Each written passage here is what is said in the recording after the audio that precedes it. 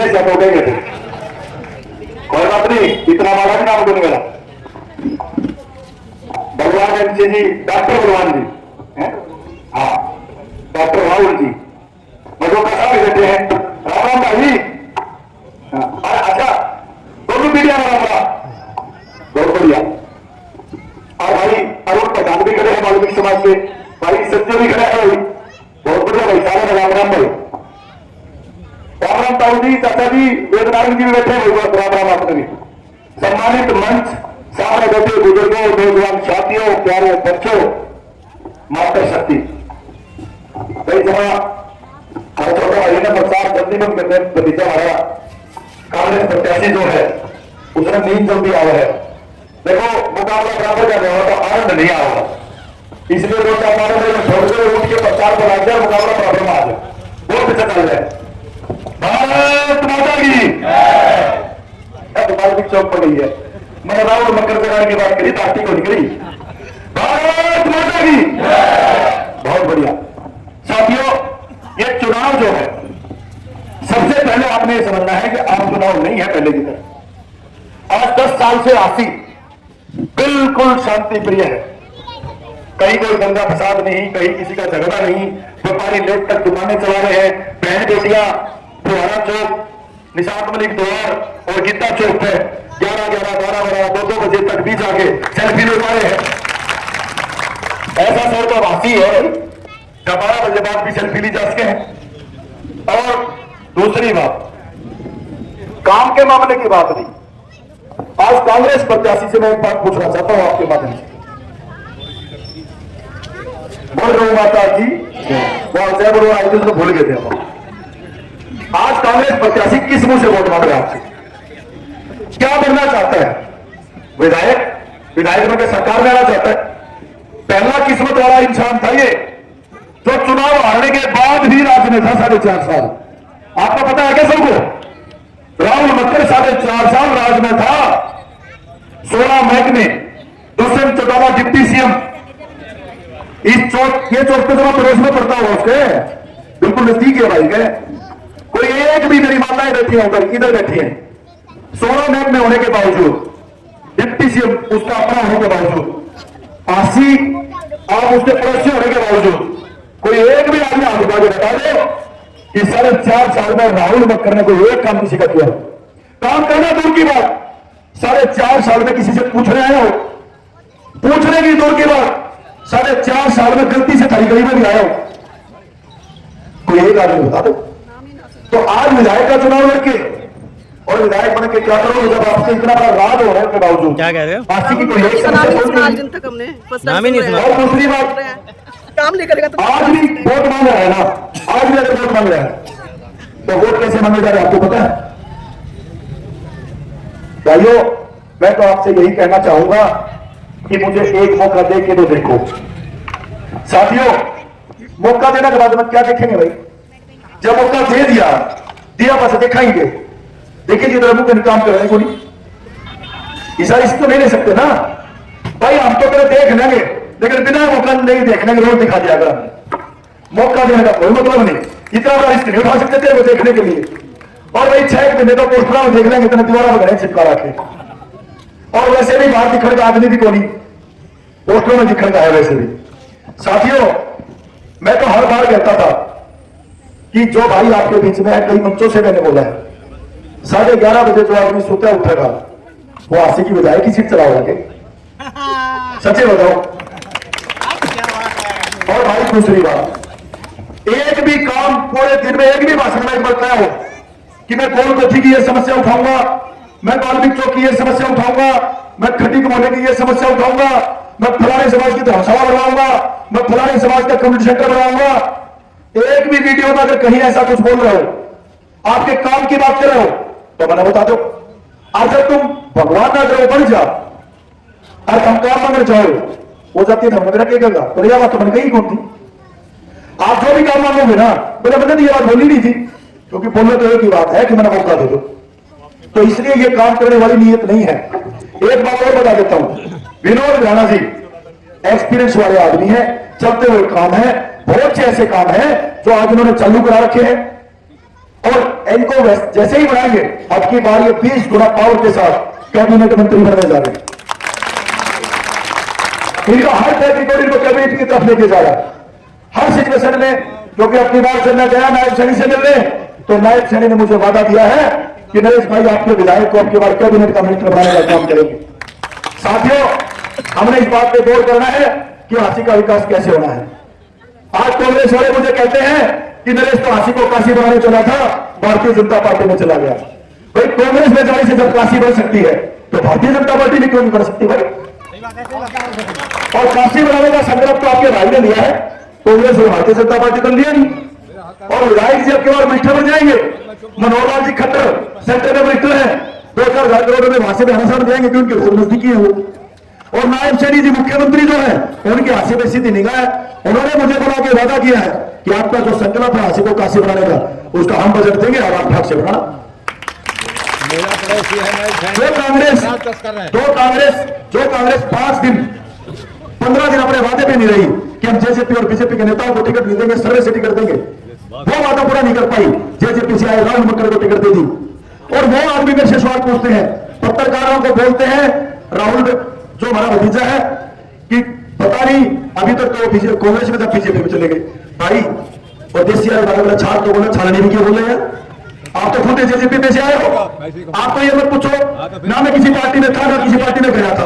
जिस पार्टी में गया उस पार्टी को कुछ लेके आया हूं, कोई एक भी शहर का बहुत होगी भाई, एक में से लेके आया हूं तो मैं गलत हूं। आप तो जेजेपी से मार खा के आए थे, आप क्यों गए? मैं तो कांग्रेस में मार लगा के आया हूं, मेरी मर्जी में खड़ा जाऊं। भाई भाड़ा देकर तो आदमी कौन सी ट्रेन में चढ़ सका है? झूठी बात तो नहीं भाई, भाड़ा देकर मैं जहाज में जाऊं तो मैंने दिक्कत क्या है भाई? मैं दे के आया हूं। और आप तो जननायक जनता पार्टी के 85 ट्रांसफर का माल खा के और कांग्रेस में उतर गए, तो आप नहीं बोल सकते। इन्हीं शब्दों के साथ 2 नारे ठोक के और फिर विधायक जी आपको संबोधित करेंगे।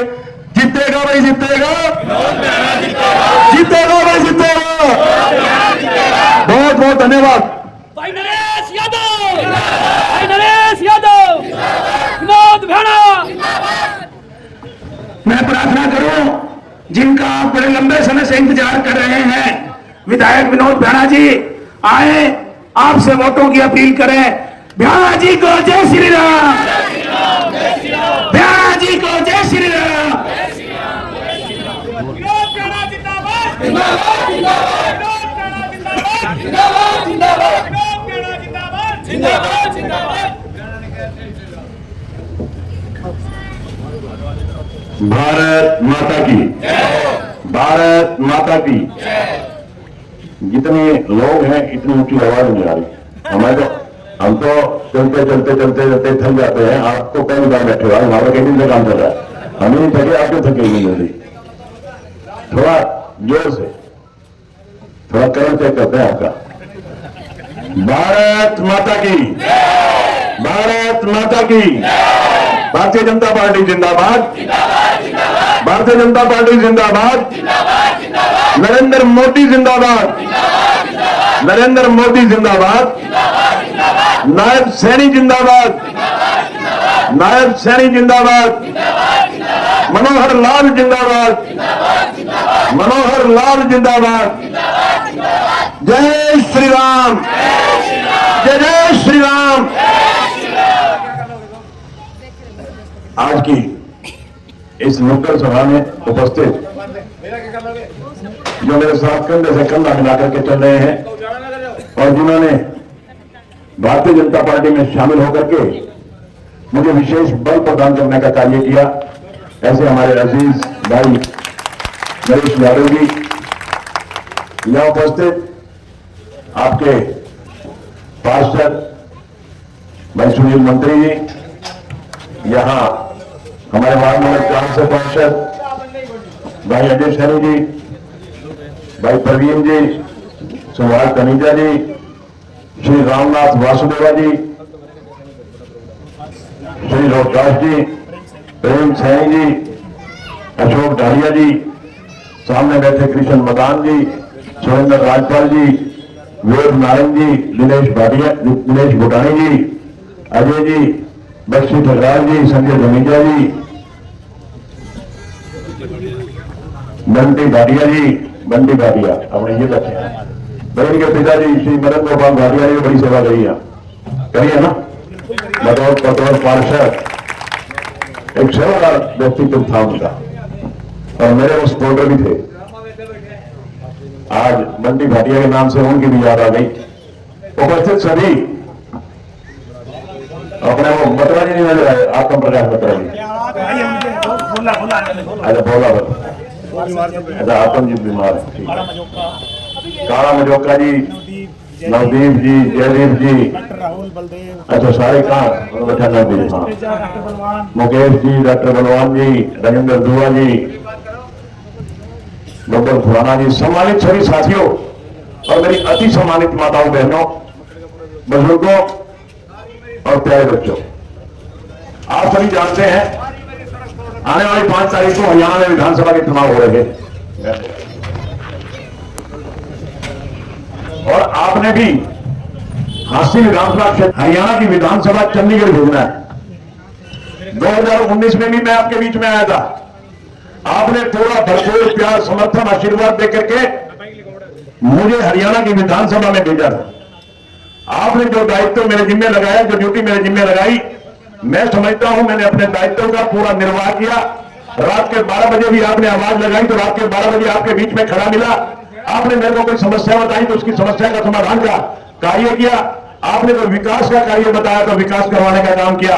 बुजुर्गों और साथियों, जो मेरे जिम्मे ड्यूटी लगी, 5 साल में आपकी सेवा करके मैंने अपनी ड्यूटी निभाई। कौन सी पार्टी आपकी आशाओं पर खरा उतरती है, कौन सी पार्टी आपके विकास की ओर ले जाती है, कौन सा उम्मीदवार है जो आपकी इच्छाओं के अनुसार कार्य करेगा, इन बातों का फैसला आपने करना है। मैं जरूर 5 मिनट में अपनी बात कह के आपको समझाने का प्रयास करूंगा कि आपका वोट भारतीय जनता पार्टी को जाना चाहिए। आप पूछेंगे कि भारतीय जनता पार्टी का वोट क्यों जाना चाहिए, मैं उसके लिए आपको थोड़ी सी डिटेल में बात बताना चाहूंगा। 2005 से लेकर के 2014 तक इस देश और प्रदेश में कांग्रेस पार्टी की सरकार थी। कांग्रेस पार्टी की सरकार में क्या होता था, जिस जिले का मुख्यमंत्री होता था उसी जिले में विकास होता था।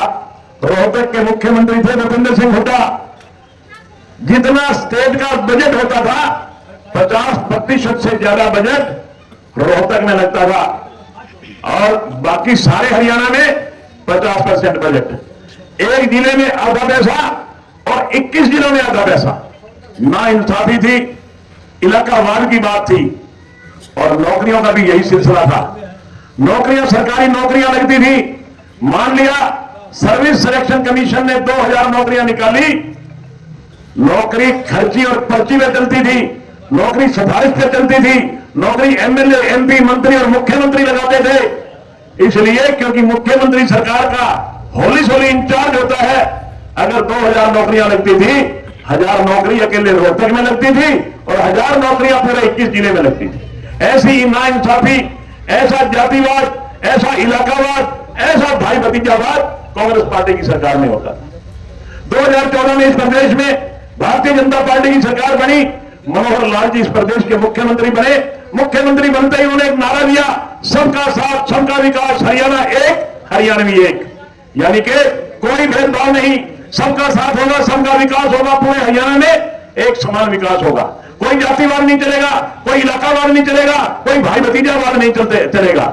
आज आप देख रहे हैं 10 साल में उसका रिजल्ट, आज पूरे हरियाणा में समान रूप से विकास हो रहा है। हिसार में एयरपोर्ट बन रहा है, हांसी में हांसी रोहतक रेल लाइन बन रही है, कहीं मेडिकल कॉलेज बन रहे हैं, कहीं सड़कों का जाल बिछ रहा है, कहीं स्टेडियम बन रहे हैं, कहीं खेल के मैदान बन रहे हैं। आज पूरे हरियाणा में समान रूप से विकास हो रहा है। अगर मैं हांसी की बात करता हूं तो हांसी भी विकास से अछूती नहीं है। कहीं खेल स्टेडियम बना रहे हैं हम, कहीं इंडस्ट्रियल सेक्टर काट दिया हमने, कहीं गीता चौक बना दिया हमने, कहीं सड़कें बना दी, कहीं नालियां बना दी, कहीं रेस्ट हाउस बना दिए, कहीं सेक्रेटरीट की बिल्डिंग बना दी।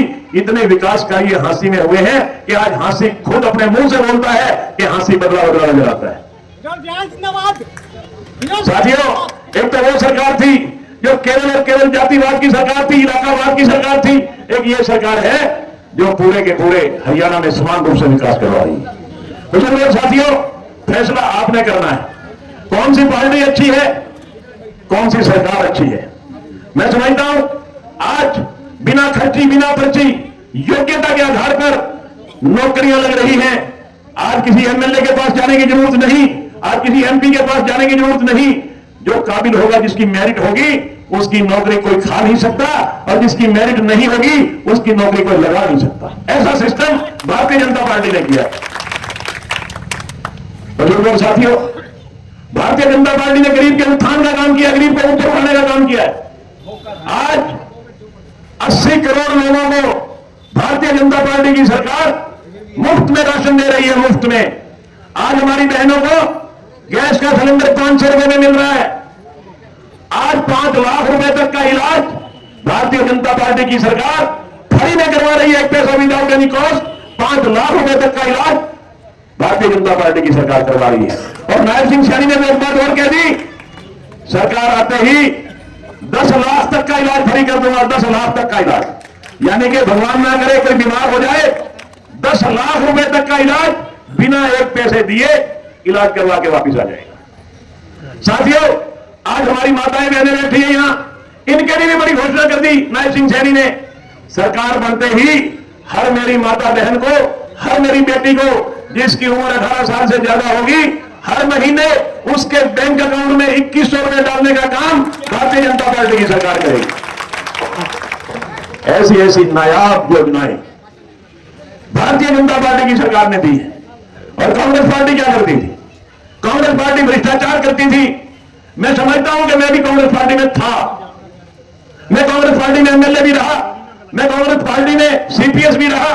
और कांग्रेस पार्टी का वो नंगा नाच कानून का जो मैंने देखा अपनी आंखों से, मैं बहुत रोया, बहुत चिल्लाया मुख्यमंत्री के आगे। उन दिनों में मेरी एक नहीं सुनी। बुजुर्गों और साथियों, हांसी में क्या होता था 2014 से पहले? हमारा दुकानदार परेशान था, हमारा व्यापारी परेशान था। रोजाना फिरौतियां मांगी जाती थी, रोजाना व्यापारियों पे गोलियां चलती थी। कितने हमारे व्यापारी भाई शहीद हो गए इन बदमाशों की गोलियों से। दुकानदार शाम को दुकान बंद करके आता था, सुबह जब उठ करके दुकान खोलता था, शटर ऊपर करता था, शटर ऊपर करते ही एक छोटी सी पर्ची लिखी हुई उसको मिलती थी, 8 रुपए भिजवा देना। आम आदमी डर और भय के साए में जी रहा था।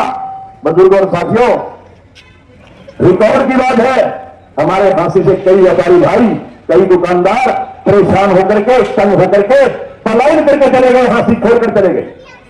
भाई एक मिनट चुप रह जाएगा। यहां तक कि रात के 8 बजे के बाद अगर हमारा कोई बेटा बेटी कहते थे पापा एक बार बाजार जाके आना है, तो हम उसको कहते थे बेटा सब जमाना खराब है, समय खराब है, बाहर नहीं जाना, तुम्हें चले जाना। ऐसे हालात मैंने हंसी में देखे। आज वही हंसी भारतीय जनता पार्टी की सरकार आने के बाद मेरा हंसी आबाद हुआ, मेरा हंसी खुशहाल हुआ। आज हंसी में शांति है, आज हंसी में प्रेम प्यार है, आज कोई डर नहीं है, कोई भय नहीं है।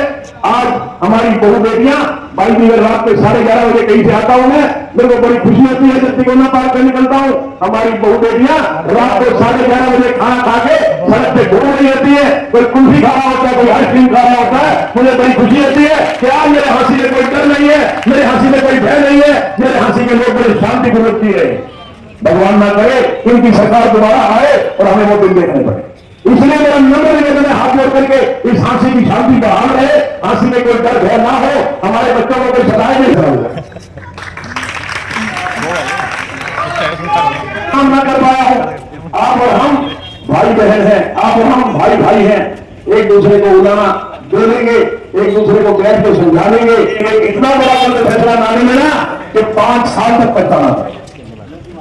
इसलिए मेरा आपसे निवेदन है कि आने वाली 5 तारीख को, अरे कांग्रेस पार्टी की तो अब कांग्रेस पार्टी में देख लीजिए, भूपेंद्र सिंह हुड्डा और दीपेंद्र हुड्डा के आगे कोई कांग्रेस पार्टी का लीडर थोड़ा सा सिर निकालने की बात करते हैं कि मैं भी मुख्यमंत्री का दावेदार हूं, उसका सिर कुचलने का काम भूपेंद्र सिंह हुड्डा और दीपेंद्र सिंह हुड्डा करते हैं। रणदीप सिंह सुरजेवाला को कुत्ते ने लगाया, आज किरण चौधरी को पार्टी छोड़ने के लिए मजबूर कर दिया।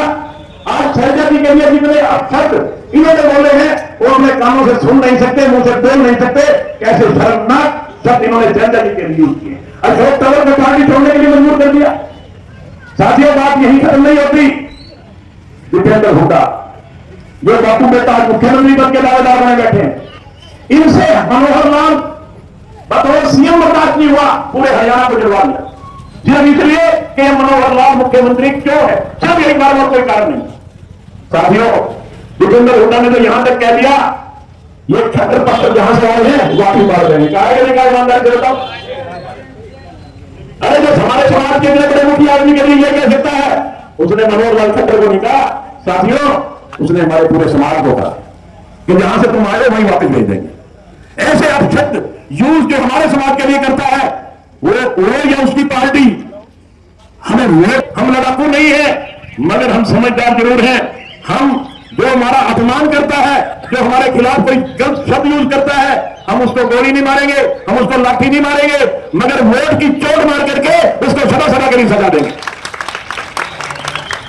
इसलिए मेरा आपसे निवेदन है कि इनको वोट की चोट मारनी है। हमने इनको लाठी गोली नहीं मारनी, इनको वोट की चोट मार के हमेशा हमेशा के लिए इनको सत्ता से बाहर करना है। मुझे कोई दिक्कत नहीं है राहुल मक्कर से, मुझे कोई दिक्कत नहीं है किसी से, मगर एक बात सोच लो कि राहुल मक्कर एमएलए बनता है तो भूपेंद्र सिंह हुड्डा इस प्रदेश का मुख्यमंत्री बनता है, विनोद झाड़ा अगर एमएलए बनता है तो नायब सिंह सैनी इस प्रदेश का मुख्यमंत्री बनता है। फैसला आपने करना है कि आप भूपेंद्र सिंह हुड्डा को चाहते हो या नायब सिंह सैनी को चाहते हो। नायब सिंह सैनी एक ऐसा मुख्यमंत्री है जिसको पिछले 6 महीने पहले पद मिला और उसने इतने एनर्जेटिक काम किए, एक से एक बढ़िया योजनाएं हर वर्ग के लिए लेके आया। आज हरियाणा का बच्चा ये कह रहा है कि नायब सिंह सैनी अगर 1 साल पहले मुख्यमंत्री बन जाता तो हरियाणा के वारे न्यारे हो जाते।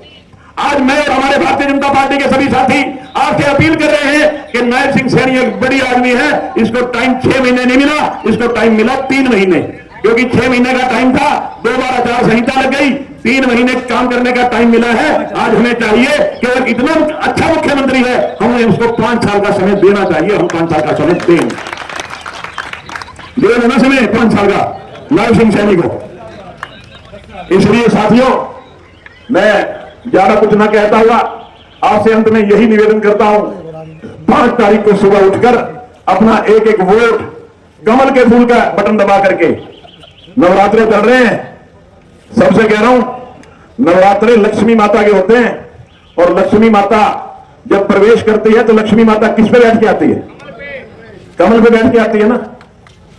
तो कमल का फूल बड़ा जरूरी है। घर में लक्ष्मी आएगी तो कमल के फूल पे बैठ करके आएगी। इसलिए मेरा निवेदन है कि 5 तारीख को कमल के फूल का बटन दबा करके अपने इस भाई को आशीर्वाद दे देना। बाकी जो कोई ड्यूटी है, कोई काम रह गया हो तो मेरी जिम्मेवारी है, मैं आपसे काम करवाऊंगा। एक बार मेरा आपसे नम्र निवेदन है, हाथ जोड़ के प्रार्थना है, अपने अपने हाथ खड़े करके आशीर्वाद दें मुझे कि हम आपके साथ हैं। बहुत बहुत धन्यवाद। जय हिंद। विधायक जी 1 मिनट के लिए आत्म प्रकाश बत्रा जी के पोता जी विधायक जी को श्रद्धा बनाकर सम्मानित करेंगे। आत्म प्रकाश जी निवास जी उनको अपने फोटो में भेजा है। बहुत बहुत धन्यवाद आत्म प्रकाश जी।